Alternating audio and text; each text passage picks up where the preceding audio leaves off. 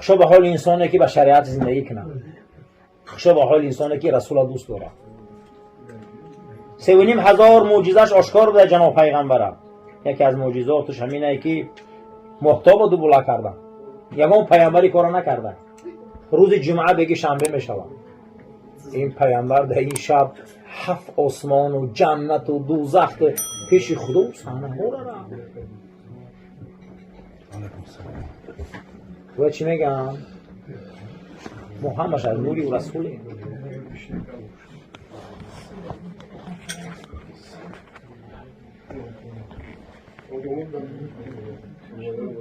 همین قبیله قریش می شود.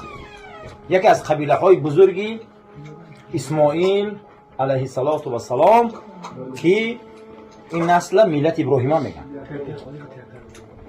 ما در قرآن سوره داریم با نام قریش. لی ایلاف قریش، لام از برای چیه؟ اینجا لی ایلاف قریش تاکید یا زیادی هم بیو.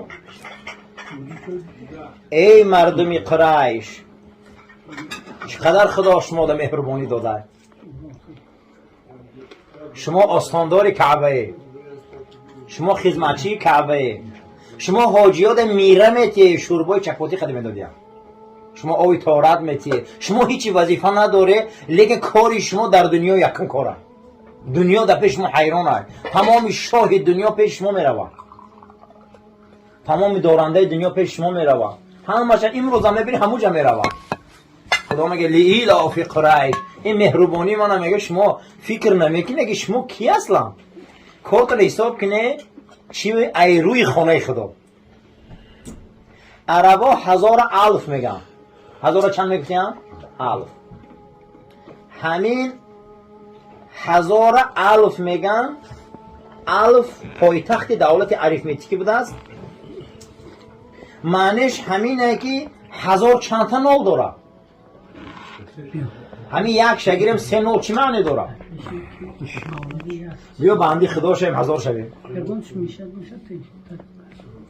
همین کسی یگانه پرست شوه 1000 میشوه. اما یک خدای نول مویه. لیلاف قریش، ای قریش هم میگه 1000 تون کردم. ایلافیم رحلت الشتاء و صیف. این حال مردم ما را مهربانی همینه که شما در حالت شتا تیرما و تابستان سیزانی کارا داره سودا میکنه، یک سال 2 سالاتون جمع میکنه. یک از مهربانی میگه همینه. همین حالی ما هست. بهار میشه میبیاییم تیرما میشه میریم یک سالامون جمع میکنیم. حتی که همون ذوالخویسریه پیغمبر خدا رو به ادبی میکنه، میگه اتق الله، ای پیغمبر خدا بتقو. پیغمبر نگاه میکنه و میگه چی گفته؟ به ادبی میکنه. خالد ابن ولید میگه من نابودش میکنم از اگر اجازت باشه. میگه نه یکم نماز بخونه چقش نشه. همون بنیادگذاری که انسانیت های با نام خوارج بد اخلاقا در اسلام همون را میدونه. یک موی سری جعده داشت، میگه بی آداب بود. حتی که رسول اکرم به چشم دید این بی آدابی را کردن. پیامبر صلی الله علیه و سلم چیکار کردن؟ گفتن که نماز میخونه چقش نشوید. نماز میخونه گفتن چقش نشوید. حتی که منافقین هم میدونستن رسول الله صلی الله علیه و سلم کیان، چقشون نشدن. چی با؟ در نماز مومودن، در حج مومودن، در زکات منقطع مومودن. چی خیلی میکنی؟ منافق هم بود. برای همین برادرها هممون باوری دیگرمون حرمت کنیم. این همه ایلاف مهربانی خدا نمیاد. اگر باوری دیگری را حرمت کنی، ایمان دیگری را حرمت کنی، شهادت دیگری را حرمت کنی، خدایی که ما عبادت میکنیم همین خدا را ما حرمت کنیم، لفتحنا علیهم برکات من السما، همین آسمان خودش برکت میریزه. یگان چیز مثل حرمت چیز بزرگ نیست. حرمت چیز بزرگه. باید ما ایمان دیگریمون حرمت کنیم. آنامین فلیعبدوا رب هذا البیت، این مهربانیه که خدا ما داده، طعام داده، گرسنگی را ای بین برده است. این الفت بین مهربانی را بین نول بده میگه الف تون کرده همین یک 1000 گیره چی معنی نداره. ما هممون نولیم، خدا ما را 1000 میکنه. همین خدا در چشم 1000 میشه.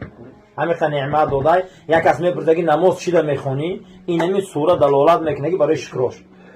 نماز شکره. یک انسان میگه نماز چیده میخونی که شکر نعمتاش فلیعبد رب هذا البیت. این نعمت‌ها را داده، پروردگاری بزرگی را داده، قدر کنیم. ایمان یادگاریمون را قدر کنیم. اخلاص یادگاریمون را قدر کنیم. نماز یادگاریمون را قدر کنیم. انا همه ایمانی کامل، انا همه ایمان داری. پیامبر اکرم چند طایفه مرتکب گناه کبیره بیادبی کردن به خاطر نماز خواندن ایمان بخشیده شدند. تا نماز بخوان چقدر شد. مان براوا. برای همین چیزی هست نیست عزیزان، ایمان باید اعتماد مونه. اعتماد چیزی بزرگ است. رسول اکرم صلی الله علیه و سلم فرمودند که باوری به خدا از تمام قیمت دنیا قیمت یک، دویم این نردبان یک زینه پایه هست که شما را به درجه ترین به بلندترین قله های مقصد ها میرسونه. ایمانی به خدا یگان چیز به ایمان برابر نیست. همه ایمان الحمدلله مؤمن مسلمانیم. فی قلوبنا غل للذین آمنوا. ای پروردگار نسبت اهل ایمان در دل ما کینه جانت. پیامبر دعا میکرد که ما باید نسبت اهل ایمان در دل ما کینه نداشته باشیم، حسد نداشته باشیم، کینه نداشته باشیم، بغض نداشته باشیم، یگان عمل نامشروع نداشته باشیم، زیرا که ایمان او را باید حرمت کنیم. اگر ایمان او را حرمت نکنیم، شهادت او را حرمت نکنیم، نماز او را حرمت نکنیم، دارایی اخلاص او را حرمت نکنیم، هممون جواب میدیم. باید حرمت کنیم. چگونه که رسول الله حرمت کردن، نماز را حرمت کردن، همون مرد بی ادب چی نگفتن، چه خشنش جوابش دید. نماز میخونن. بیخ کعبه در حضرت اجازه نماز دادن. پیامبر نماز خونده بود، دستاره برد در برابر گشار اسمان نماز میگه میتا به حضور دل نماز خونده بود. در سجده رفت سبحان ربی الاعلی گفتند که از بنی عبدالدار یک شتر کشتگی بودن، شکمبهاش بیرون نموندگی بودن.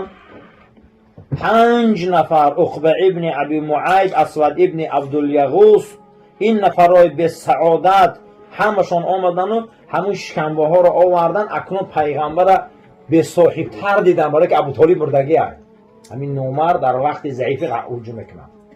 دیدن که پیغمبر سجده ده دیگه، که بر خدیجه مادرمان مردگی است، ای بر ابوطالب خیلی در مصیبت است، همین خدر وزنی. پیغمبر در همین سجده رفتند، همین آوردن همین شکمبه را در بین دو شانه جناب پیغمبر سرش ماندن خندیدن. وزبین که بود حضرت مدار نداشت میگه خش برداره. مثلا حضرت مدار نداشت میگه که همین خش برداره. همین تمام و اولین انسانی که در این صحنه میده و همون ریانیمه میکنه ابوبکر صدیق. ابوبکر صدیق یا میگم تا انسان نحیف کمگوش بودن. میگم ابن عم مسعود میگه من یوش بودم به حد زور نمیرسید، همین بلندی تپا میگه داد میزدم که یگان مردک نیسته که امروز ما را یاردن کنه. نبود میگه چه مسلمان هستی، یگان مردک نیست که ما را یاردن کنه، یگان کس نیست که همین صحنه ها را یعنی کنه. بود میگه که فاطمه هم رسید اومد. میگه سری حضرت یعنیمش کردیم و جناب پیغمبر خانه بردیم، دست روش شته می استادیم. بعد از اون میگه دستش برداشت که پروردگارو ابو جهل باتم اسپرون، این عقبه را باتم اسپرون، این اسود ابن عبدالیغوث را باتم اسپرون.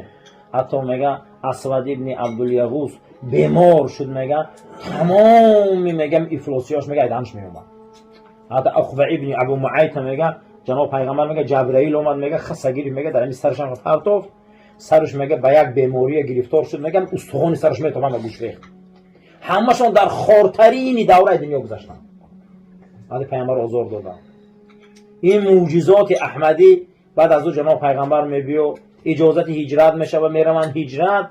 یک روز میشه که پیامبر پیش ای هجرت، که یک روز پیش ای هجرت میبیو که گرد کعبه میخل محکمه. میگه چی به شما سیم خور گرفته؟ گو همین روز در دارالندوا مصلحت شد که محمد نمونه دیگه نماز خونه بیخ کعبه صلی الله علیه و سلم. سیم تور گرفتن که اجازه نیست. و پیامبر گفت که آخه من همین یک بار نماز خونه دیگه نمیبیام، میدونید که پگه هجرت میره اجازه چه دیگه. یک بار نماز خونه من گفت نه اجازه نیست برای جا. گو غم نکنید. عثمان ابن ابی طلحه عثمان من یک بار میگم یک بار نماز خونه گفت نه اجازه نیست. و پیامبر میگه کن زری بر اومدن گفتن که عثمان یک روز میشم که من این سیم خورا را میکنم، این بوتا را نیست میکنم، این روز میبیایم کعبه را برای دنیا آزاد میکنم، این روز میبیا گفتالی و رفت. همین رفته که حضرت 9 سال بعد با 100,000 سپاهی اومد.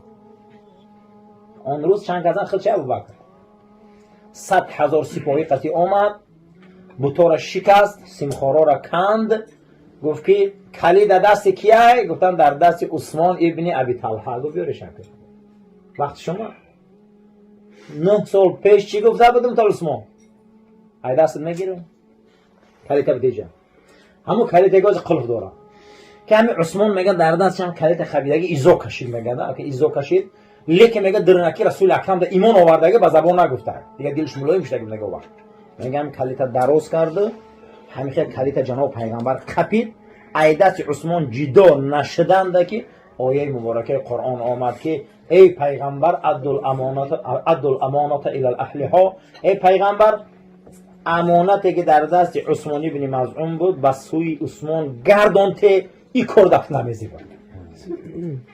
پیغمبر من عمر نیست هم قوه کردگی هم همه قپیده که دستش میگیره هوی میکنه بوتا را میبروره سر میکنه همین قبیله عد الامانات ای برگردون بتیشه این دست نمیزی بود.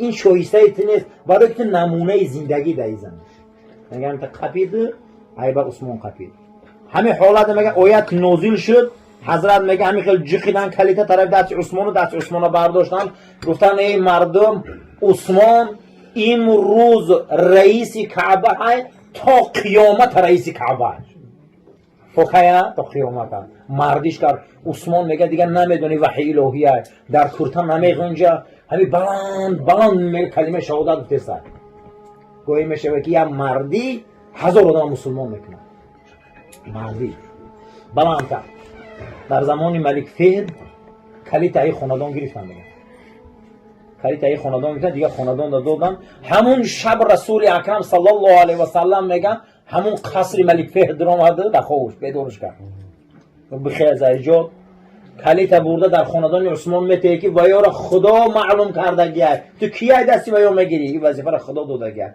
پگه میگه با همون شورا را جمع کرد کلیت آورده دست دو امروز حاکمای سعودی پیش خاندان میرن که به کعبه رو بیکن ویا رسول الله وظیفه را داد کیه دستی ویا میگیره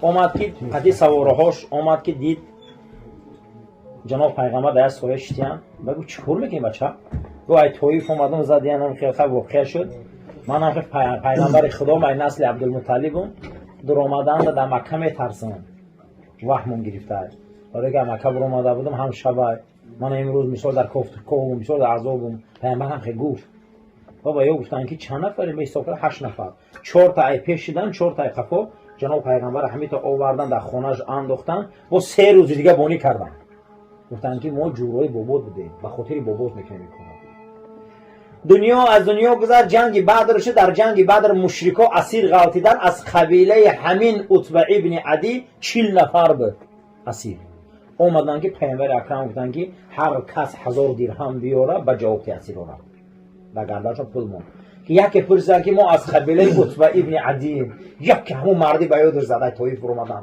گفت کدوم قبیله گفتن عتبه ابن عدی پیامبر میگه پرچه را خج از دلو کشیده دستاشو نوی کرد گفت کاش که عتبه زنده میشد میرود اگر یک کلمه گم میزد تمام اسیری بدر خلاص میکردن 40 کس جواب تیگو همین مردی را گو من دکردگی که وقتی من غم داده بودن من آورد 3 روز دیگه بونی کرد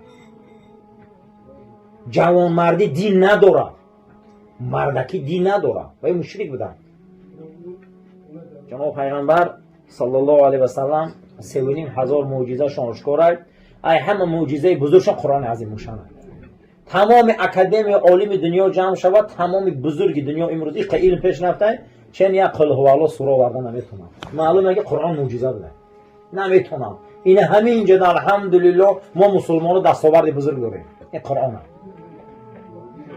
فاتو بصورت من مثله بازارا را برای رسول اکرم 6 سال میبندن ابو طالب به دنیا میگذارن ابو طالب و رسول اکرم گور میکنن دویم یاری مشفقشان خطیچه مادر مونه دست میره در همون حالتی وزبینیه که پیامبر ای بر در گویا که در بلاکی وزبین اقتصادی گرفتاره با 2 آدمی زور جای دست میره همین جناب پیغمبر میگن در سر مرده خطیچه رنگ کودک گیره کرده شاید کودک برای مادرش گریه میکنه انا میخوام میگه جناب پیغمبر زود دوزار گریه کردن که من امروز یک از بهترین آدم های دست دادم چون یاری مشفق بود های زنی خوبم که ای زنی خوب چیزی بزرگه هر خودم زنی خوب نمیوه رسول الله گریه کرد میگه سر مرده خدیجه مادر مونده همین مسجد جین اگر دیدگی باشه ای پری مسجد جین قبرستان میشود هم ابو طالب خوبه هم خدیجه در پره مسجد جین اگر که یک رفته زیارت هم قبرستان داره همون در پیامبر زنده کرده خدیجه را وقتی که جناب پیغمبر صلی الله علیه و سلم قبر کردن آمدن کاروان همیت هم گذشت که و هم عرب دید که فرزندای صحابه علف جوشانده خورده سیان 6 سال چیزی نیست حالی اسلامی ما خیلی اسلامی خوبه اینه بین این نعمته این در سرخانه امیرالمومنین خانه دیدن آن روز علف می جوشانم میخورم فرزندی صحابه با نمینولم با هیچ چیز نمیگم با پیش پیامبر استوار میستم حضرت علی میگه 40 روز میگه ما فقط پوست اشتر خوردگیم قاق کردم کسی یکون چی نمیگه میگه انا بخیر روزا بود خیلی در نعمته خیلی در نعمته این نعمت ها رو پرسیش کلام نزی الله ده بسیار میپرسم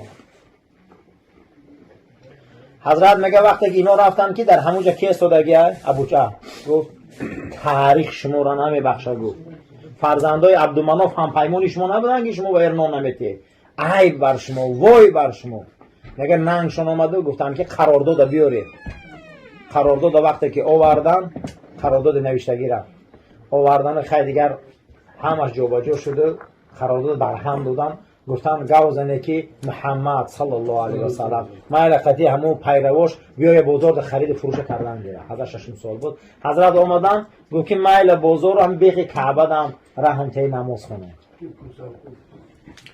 خداوندی معرکه را معرکه نورانی گردونه خیر قبول کنه خاندانی اولی پروردگار برکت فیض عزت رحمت عاقبت کاری ما را به خیر ایمان و سلامت گردونه آمین یا رب العالمین ما میخزیم شما